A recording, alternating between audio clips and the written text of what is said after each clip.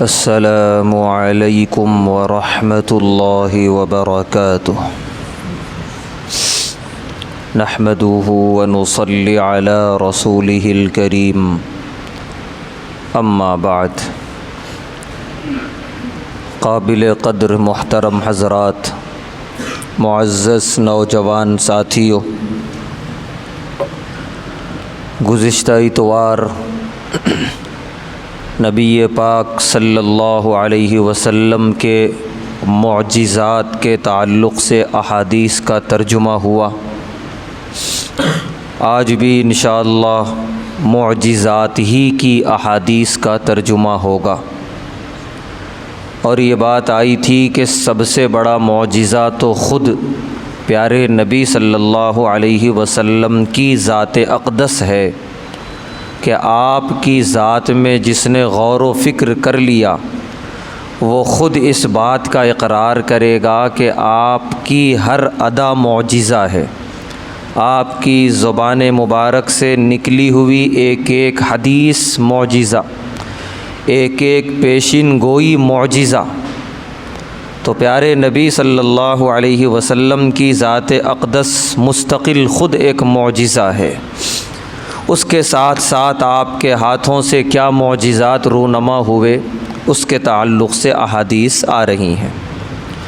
آج کی پہلی حدیث جس کے راوی ہیں حضرت انس رضی اللہ تعالی عنہ، فرماتے ہیں ان رسول اللہ صلی اللہ علیہ وسلم شاورہ، پیارے نبی صلی اللہ علیہ وسلم نے ہم سے مشورہ کیا تھا حین بدر کے موقع پر، جنگ بدر سے پہلے صحابہ سے پیارے نبی صلی اللہ علیہ وسلم نے مشورہ کیا۔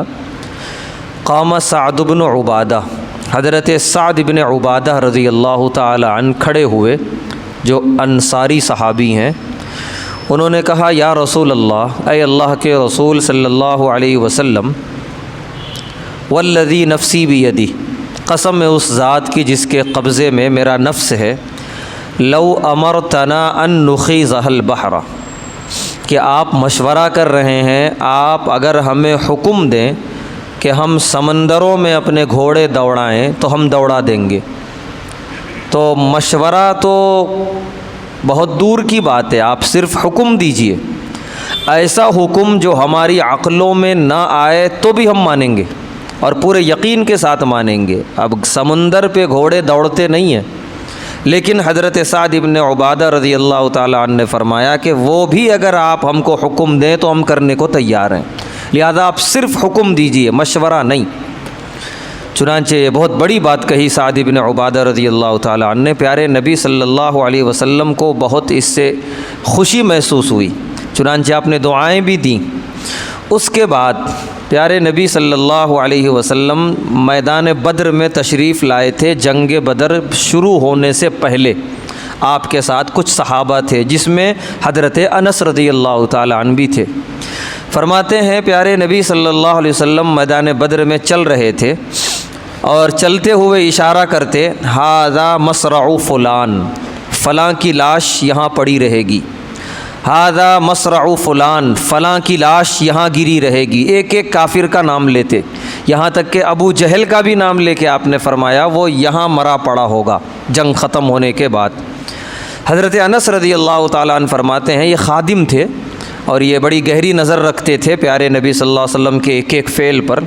کہتے ہیں میں نے اپنی نظر میں وہ جگہ رکھ لی آپ نے کہاں کہاں اشارہ کیا۔ اس کے بعد باقاعدہ جنگ شروع ہوئی اور اللہ کے کرم سے مسلمانوں کو فتح ہوئی۔ حضرت انس رضی اللہ تعالیٰ عنہ فرماتے ہیں جہاں جہاں آپ نے اشارہ کیا تھا، فما مات احدهم عن موضع ید رسول اللہ صلی اللہ علیہ وسلم، کوئی لاش اس جگہ سے ذرا سا بھی ہٹی ہوئی نظر نہیں آئی، وہیں گری تھی جہاں آپ نے اشارہ کیا تھا۔ یہ معجزہ پیارے نبی صلی اللہ علیہ وسلم کا کہ آپ نے لاشیں گرنے سے پہلے یہ بھی اشارہ دے دیا کہ فلاں فلاں مرے گا، اور مر کے کہاں گرے گا آپ نے وہ جگہ بھی بتا دی۔ تو یہ پیارے نبی صلی اللہ علیہ وسلم کے نبی برحق، رسول برحق ہونے کی دلیل ہے۔ دنیا میں کوئی کتنا بھی پڑھا لکھا ہو، بڑا مذہبی رہنما ہو، یہ کام تو نہیں کر سکتا کہ ہونے سے پہلے بتا دے کہ یہاں یہ ہونے والا ہے۔ یہ صرف پیارے نبی صلی اللہ علیہ وسلم کی خصوصیت۔ دوسری روایت جس کے راوی ہیں حضرت سعد بن ابی وقاص رضی اللہ تعالیٰ عنہ، جو رشتے میں پیارے نبی صلی اللہ علیہ وسلم کے ماموں ہوتے ہیں، اور پیارے نبی صلی اللہ علیہ وسلم باقاعدہ انہیں بڑی محبت سے کہتے بھی تھے میرے ماموں جان، بہت محبت تھی۔ حضرت سعد بن ابی وقاص رضی اللہ تعالیٰ عنہ کہتے ہیں کہ بدر میں رأیت عن یمین رسول اللہ صلی اللہ علیہ وسلم وعن شمالی، کہ میں نے پیارے نبی صلی اللہ علیہ وسلم کے دائیں اور بائیں جانب دو سفید رنگ کے سفید کپڑے پہنے ہوئے شخص دیکھے۔ ایک دم جب جنگ زوروں کی چل رہی تھی، جب میں آپ کے قریب تک نہیں جا سکتا تھا، صرف دور سے میں دیکھ رہا تھا۔ جب جنگ ختم ہوئی تو میں نے پیارے نبی صلی اللہ علیہ وسلم سے فرمایا وہ دو لوگ مجھے نظر آ رہے تھے دور سے آپ کے ساتھ، جو اب نظر نہیں آ رہے۔ پیارے نبی صلی اللہ علیہ وسلم نے فرمایا ہما جبرائیل و میکائیل، ایک جبرائیل تھے ایک میکائیل تھے۔ تو بہت ساروں کو تو نظر نہیں آئے، حضرت سعد بن ابی وقاص رضی اللہ تعالیٰ عنہ کو دور سے نظر آئے کہ آپ کے ساتھ کوئی دو ہیں سفید کپڑوں میں ملبوس۔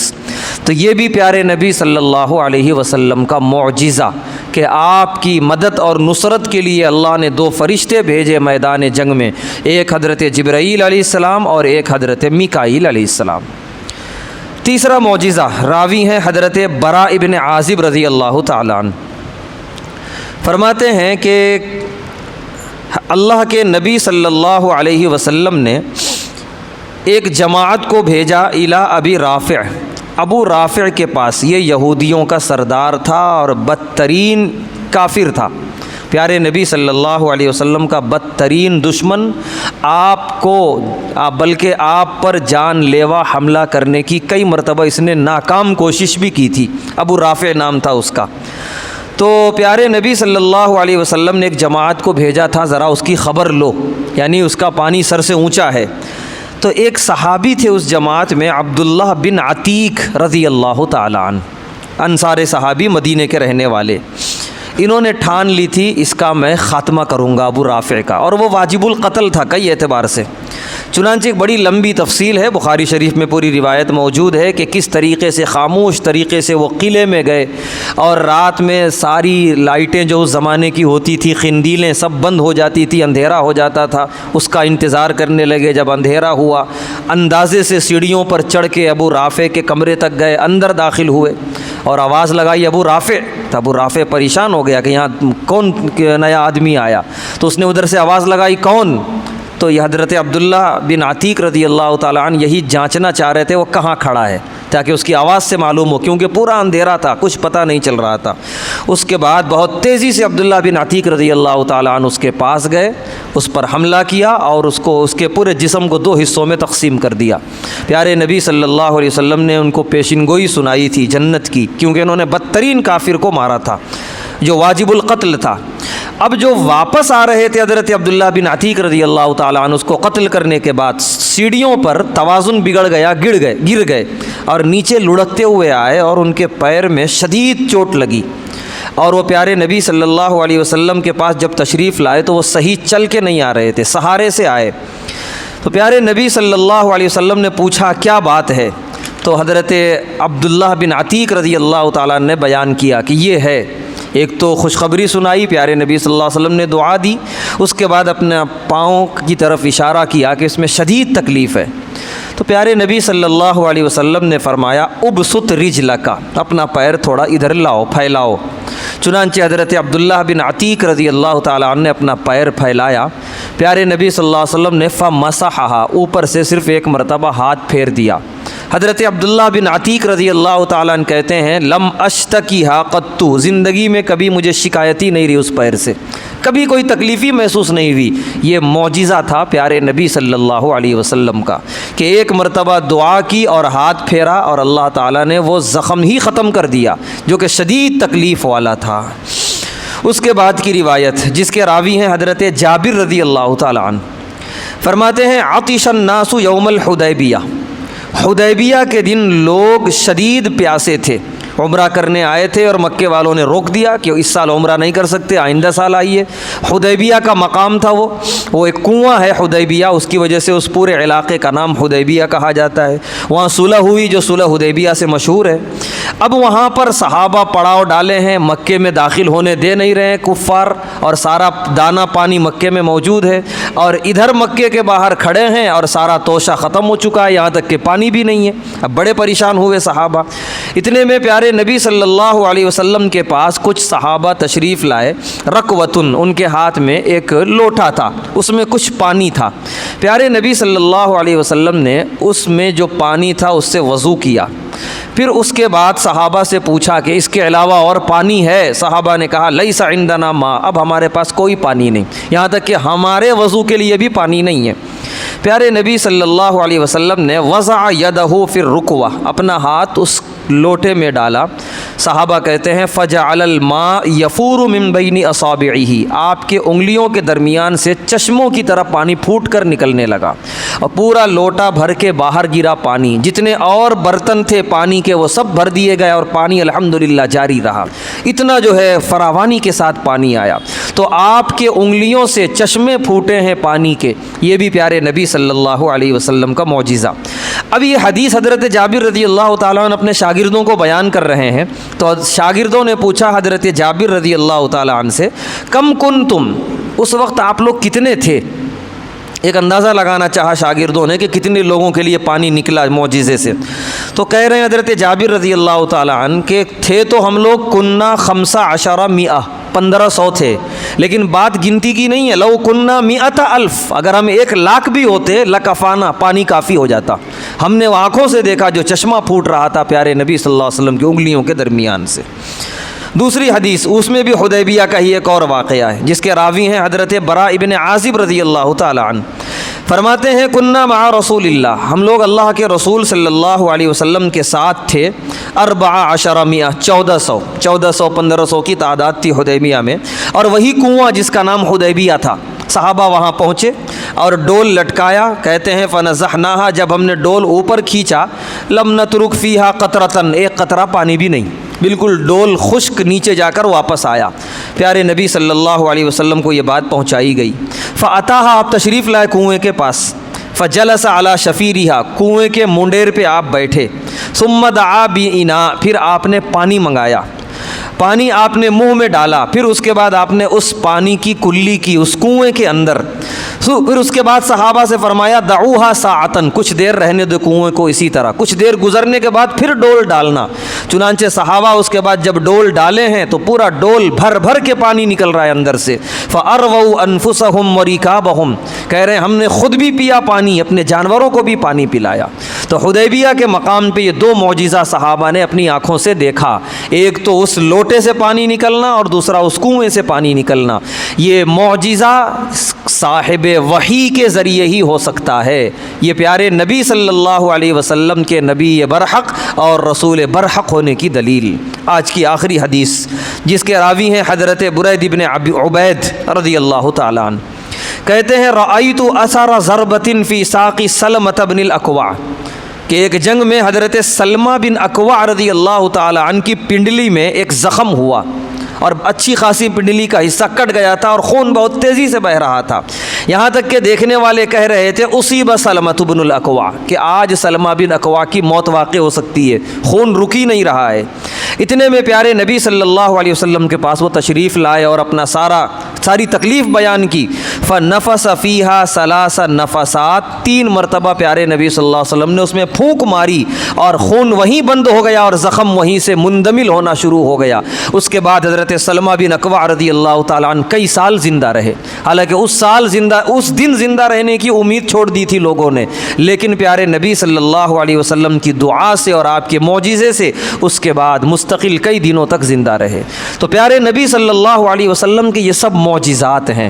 اسی طرح آخری ایک بات بتا کے کہ حضرت عمرو بن عاص رضی اللہ تعالیٰ عنہ، اور اسی طریقے سے حضرت سراقہ بن جعشم رضی اللہ تعالیٰ عنہ، یہ 2 صحابی ہیں، دونوں کی طبیعت خراب ہوئی میدان عرفات میں حجۃ الوداع میں، اور اتنے بیمار ہوئے کہ شاید اب یہ بچیں گے نہیں، ایسی امید ہو گئی تھی لوگوں کو۔ پیارے نبی صلی اللہ علیہ وسلم دونوں کے پاس تشریف لائے مزاج پرسی کے لیے، اور آپ نے فرمایا ابھی نہیں، ابھی موت آنے والی نہیں ہے۔ سراقہ کے ذریعے ایک پیشین گوئی پوری ہوگی، اور عمرو بن عاص رضی اللہ تعالی عنہ کے ذریعے مسلمانوں اور اسلام کو ایک بہت بڑی فتح نصیب ہوگی۔ چنانچہ پیارے نبی صلی اللہ علیہ وسلم کا وصال ہوا، کئی سال گزرے، ایران فتح ہوا، ایران کو فتح کیا حضرت عمرو بن عاص رضی اللہ تعالی عنہ نے، وہ کمانڈر تھے اس جنگ کے۔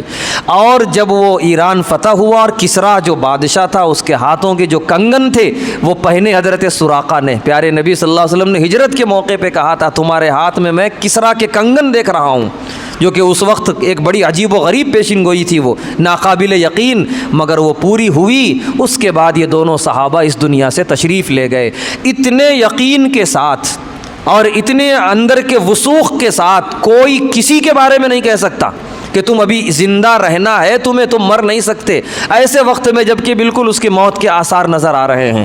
یہ ساری پیشین گوئیاں اس بات کی دلیل ہیں کہ پیارے نبی صلی اللہ علیہ وسلم قسم بخدا نبی برحق تھے، رسول برحق تھے۔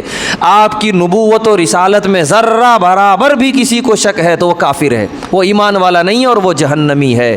اللہ کا اتنا بڑا انعام کہ اتنے پکے سچے صاحب معجزہ نبی اللہ نے ہمیں عطا فرمائے۔ ہماری ذمہ داری ہے کہ ہم ان کی تعلیمات پر عمل کریں۔ علماء نے لکھا ہے کہ معجزات اسی زمانے کے لیے خاص نہیں تھے، آج ہم ان کی تعلیمات، ان کی سنتوں پر عمل کریں، ہماری زندگیوں میں نبی کے معجزے نظر آئیں گے۔ مصیبتوں میں ایسے راستے نکلیں گے جو ہم سوچ نہیں سکتے، یہ بھی ایک معجزہ ہے نبی علیہ الصلاۃ والسلام کی تعلیمات پر عمل کرنے کا۔